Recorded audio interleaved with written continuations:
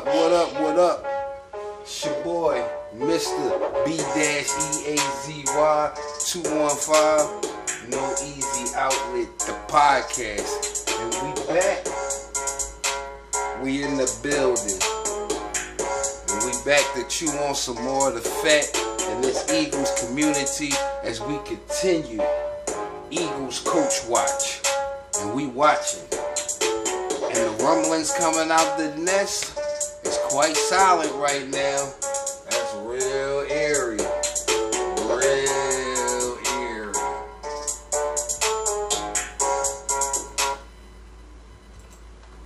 But let's talk about it. What's going on that we still waiting to hear about? What's going on with our coaching situation? Still no announcement. And the fact that they are pondering this long has us pondering and wondering and thinking about the possibilities of what just might be going on with the state of this team. I mean, either way, this decision is going to, rock or make or break Eagles Nation.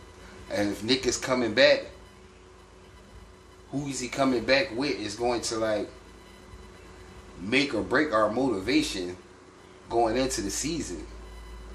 I believe.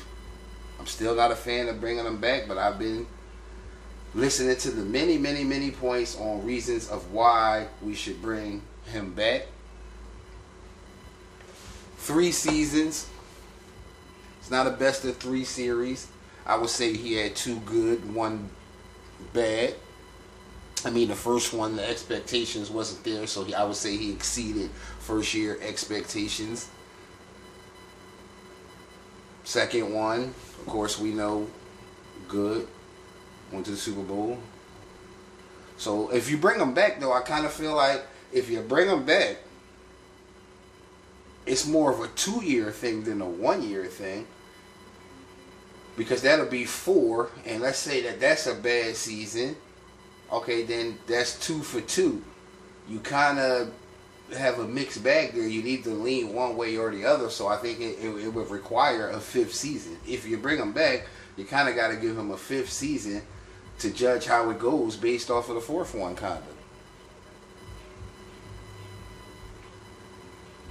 of. And, some of the names, the popular OC name that's been rumored and floating around is Bob Cooter. I don't know too much about him. Cult connection, all these Colts connections. Siriani reaching back out to, home. I feel like I kind of want to break that olive branch. I feel like, get some new flavor, new ideas in there. And I just can't really fathom getting behind the name of Cooter. Cooter. What's in the name? What's in the name? But goodness gracious, can we just defense? I'm hearing the Denard Wilson name, but last time I checked, he's part of the Ravens, and the Ravens are in the AFC Championship game. Got a chance to go to the Super Bowl.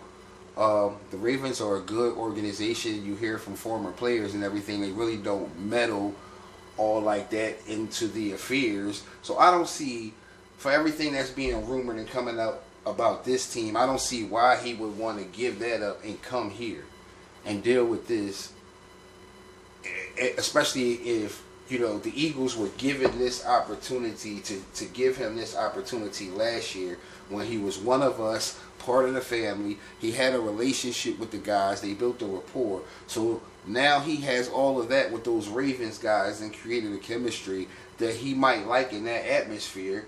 And based off of, regardless of what happens in this situation with the playoffs and the Ravens, that's a team that seems like they're built to, regardless of what happens, win it, don't win it, they're going to at least be back with a chance at it next year. So why, again, would he want to give all of that up?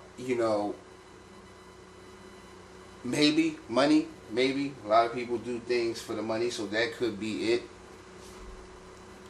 But I don't know. I haven't heard anything significant. All of these rumors that they are saying, and I'm still wondering, like, even with the Denard Wilson, are you willing to, looking at what happened with the Desai and the Matt Patricia thing and Nick Sirianni, like, would you give up what you have at that organization over there to come here for a guy who you know either can't or won't have your back when push come to shove from upper management?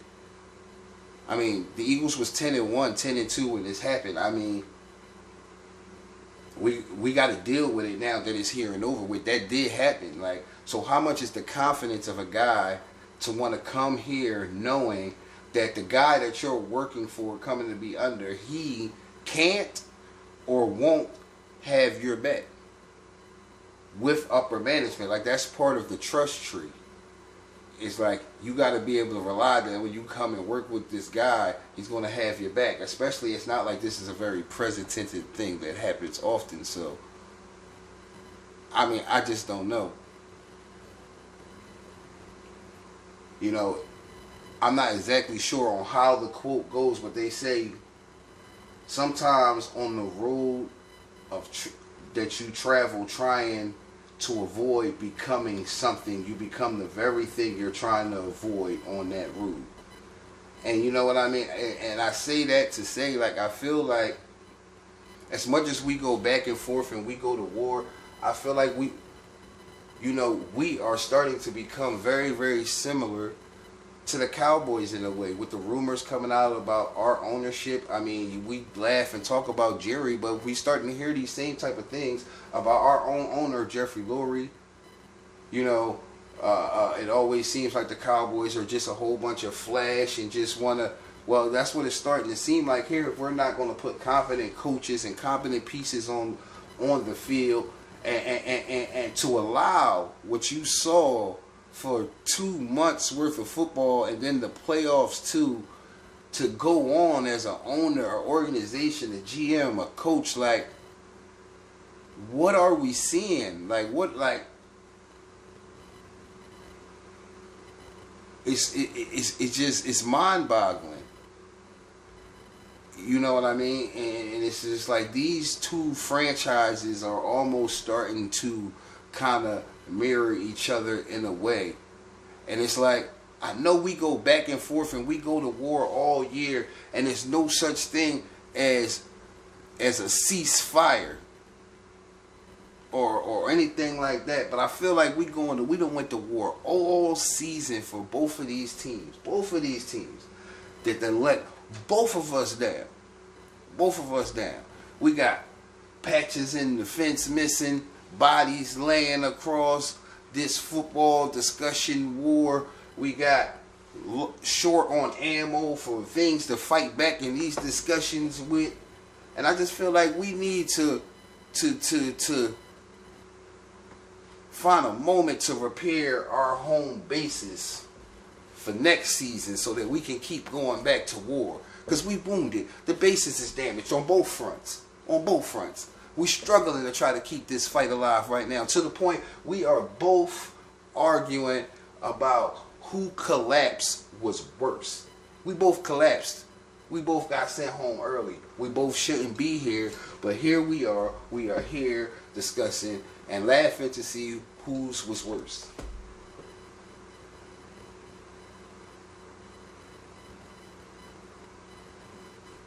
And I don't think neither one of us want to be in the same boat with each other. So let's not do that. Let's not do that. But anyway, back to the Eagles. Like, I just don't understand what could be taking so long on this front. I mean, is it the wait to find quality coaches that say they want to come and work with Nick? That's what I would think it has to be. From the list that has come out to I mean, granted, it's still stuff going on in the playoffs, so could they be waiting to see from some of these coaches that get eliminated? You know, could that be the process? I mean, behind closed doors, do they know? Because I would assume that this is a crazy thing to have up in the air lingering this long. I mean, the Cowboys came out and put this right to bed. We're going to start focusing on next season with Mike McCarthy and everybody, all the players, everybody here, they know we on the same page going forward. The fan base, like it or not, get behind Mike because this is going to be here next year. We still kind of wondering, we still up in the air as to Nick going to be here or not. And some people act like it's such a far-fetched thing to even question. Once again, I don't think it's that far-fetched of a thing to question. But what are they going to do? Why are they leaving their players, the fan base, the media? They're giving us all this time to like let our imaginations run wild, cook up these stories when you could put all this to bed. Ease a little bit off of Nick Siriani's plate, because I'm sure every headline and everything he see with his name attached to it, and you know, I don't know. I really don't understand what's going on. Like we signing players to future contracts. You know, that's not a big thing. And the wildest thing coming out is what is this report? Are we just looking for clickbait, or are we all just trying to like find anything, maybe national media, to get some type of views or something? This AJ Brown to the Texans and us trading them. I don't see it happening. I don't see the Eagles having revisionist history repeating itself, TO-ish type of situation. I mean, AJ still has like 2 years on the contract. He loves Jalen Hurts, so I don't see nothing like that happening. I don't even know what Houston could possibly have to even offer us to even be intriguing for us to even want to consider that in the first place. So I really don't see that being an option. I do feel like with the game being over, why hasn't AJ Brown reactivated his Twitter and put his Eagles stuff back up and at least put that to bed? Because, you know, once again, just like before the game, doing that before the game adds fuel to the fire and has people questioning and asking things. And now with all of this going on, and why is nobody talking about AJ Brown not being at the game? That is a real thing that really happened that I feel like nobody is talking about. It's like I've seen players be hurt plenty of times and be in street clothes on the sideline, laughing, joking, yucking it up, talking to their teammates, pointing little stuff out.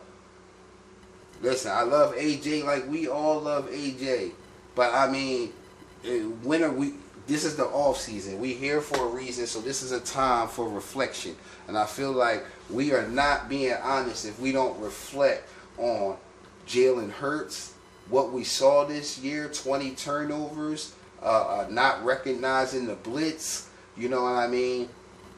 I feel like you have enough autonomy to bring AJ Brown here and to get the Eagles to spend $100 million, but you don't have the autonomy to have blitz beaters put into the package. You know, I saw Baldy's breakdown, and he did a couple of plays. And yes, the blitz on the Bucks game, there was a couple of times where it just seems like it wasn't much there, but there was a play to be made, and Jalen just wasn't recognizing it. I mean, we this is a time for reflection. We need to talk about that. We need to be honest so we can get it corrected. And AJ Brown, we love him. Ain't nobody saying nothing. We love all his production. We want him to be here. But there are certain things where I know you have to grow into leadership. But as a leader, there's just certain things that's not very good. The energy, the sideline stuff, the Twitter, the not talking to reporters, the activating. I get everybody who has put the positive spin on it. I see it. I get it. But if you look from the other side, you can see from the other side it's just certain things that don't have to be done. And for me, the biggest thing sticking out for me is the fact that you, with everything going on and surrounding you, you were not at the game to support your quarterback, to support Devontae Smith and those other receivers who you know you not being there was going to be a big damper to this offense, but your support, your sideline, what you see in guidance of being a vet could have helped. And, you know, I feel like nobody's talking about A.J. Brown being at a fight instead of being at the game. Why are we not talking about what reasoning there could be to not be on the sideline supporting your team? Not to be in street clothes on the sideline at the game, giving your support and your morale and any energy you can have to rile them guys up, walk the sideline, amp the defense up, whatever.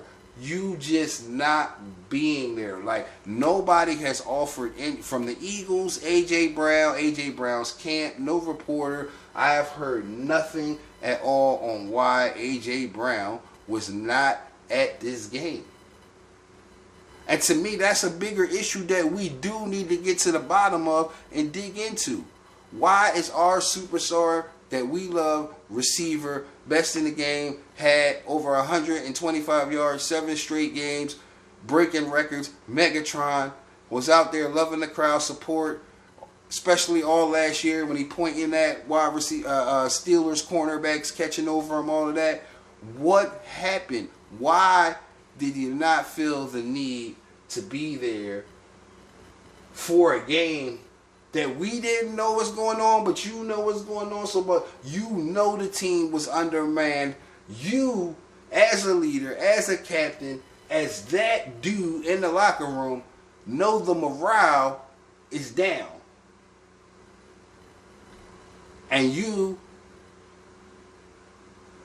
didn't even show up to offer them anything. Anything.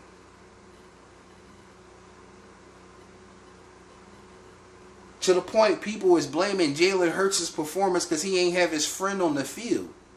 What is that? They jumped down Lord Brunson's throat for saying the word buddy ball out there on Twitter. But if that is the case and you couldn't play because... And why would you want that to even be a narrative when you could have been there?